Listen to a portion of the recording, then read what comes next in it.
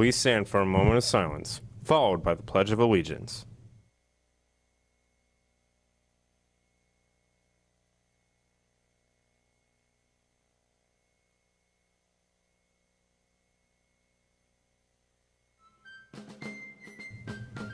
I pledge allegiance to the flag of the United States of America and to the republic for which it stands, one nation, under God, indivisible, with liberty and justice for all.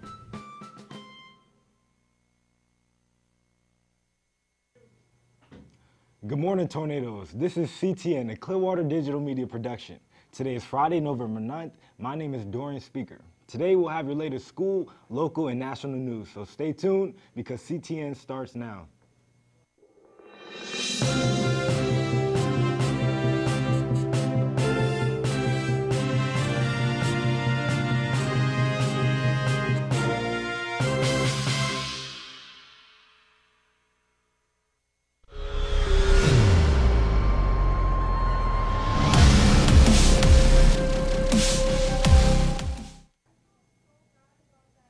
I'm Ian Gibson with this week's weather. Today will yet be another humid autumn day as we will expect temperatures to only reach the mid-80s, but the humidity will be at a high of 90%. We will also have a 20% chance of rain throughout the day. Through the weekend, we will see a slight drop in the temperatures as the highs will only be into the low 80s and the lows will be into the mid-60s. Rain will also be less than 50% throughout the weekend. Now to Chris with This Week in History. That's one small step for man, one giant leap for mankind. I still have a dream. Mr. Gorbachev, tear down this wall. I'm Christine with a special edition of This Week in History. On Sunday, November 11th, in 1918, the Great War ended. At the 11th hour, on the 11th day of the 11th month of 1918, the war was officially over. Germany, bereft of manpower and supplies, and faced with an imminent invasion, signed an armistice agreement with the Allies in a railway car outside Copenhagen, France. The First World War left 9 million soldiers dead and 21 million wounded, with Germany, Russia, Austria-Hungary, France, and Great Britain each losing nearly 1 million or more lives. In addition, at least 5 million civilians died from disease, starvation, or exposure. On June 28, 1914, in an event that is widely regarded as sparking the outbreak of World War I, Archduke Franz Ferdinand, heir to the Austro-Hungarian Empire, was shot to death with his wife by Bosnian Serb Gavrilo Princip in Sarajevo, Bosnia.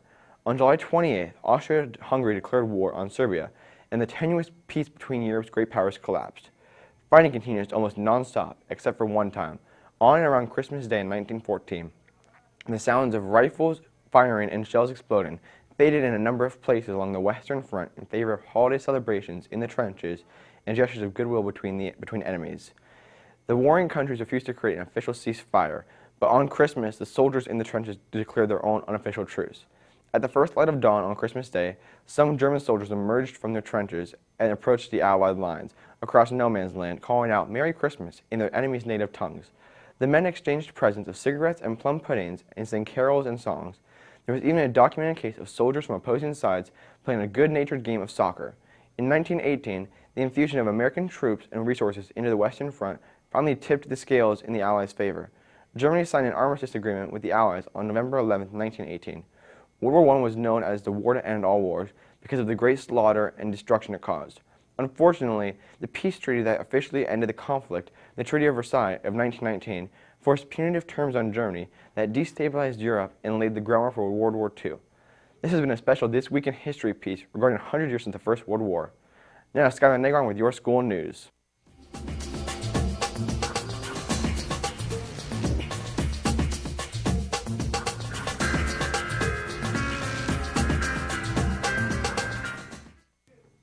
I'm Skylar Negron with your school news.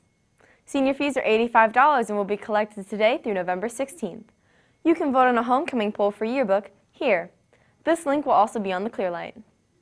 There will be a FAFSA night in Spanish for all high school seniors to share information on FAFSA, Bright Futures, and other scholarships. The event will be held at the Hispanic Outreach Center at 612 Franklin Street on Clearwater, Thursday, November 15th at 6 p.m. Today is the last day Key Club will be selling Friendsgiving bags during both lunches. You can buy a bag of candy to be sent to a friend you're thankful to have. You can even add your own message. The small candy bags will be on sale for $1 and the larger ones will be on sale for $2. This Saturday, November 10th, is the annual Basketball Boys Alumni Game. Come on out and support your Tornadoes. Special shout out to Clearwater's newest hall monitor, Shaquila Lane. Please give her warm welcomes as she has returned to work for her alumni. Tonight, our varsity football team will travel to Charlotte to take on the Tarpon for the first round of playoff. Tickets are $4 at lunch, $6 at the gate. Game time is 7 p.m. Now, back to the desk.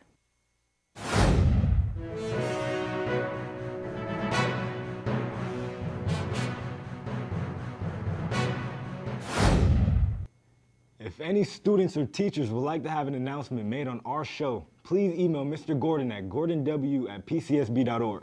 If you are a student, please have your club sponsor or coach send the email. Like us on Facebook at Clearwater Digital Media Productions for a look back at some of this year's broadcasts. Check out the CDMP Clearlight running all day for new announcements. Thank you for watching CTN and have a great tornado day.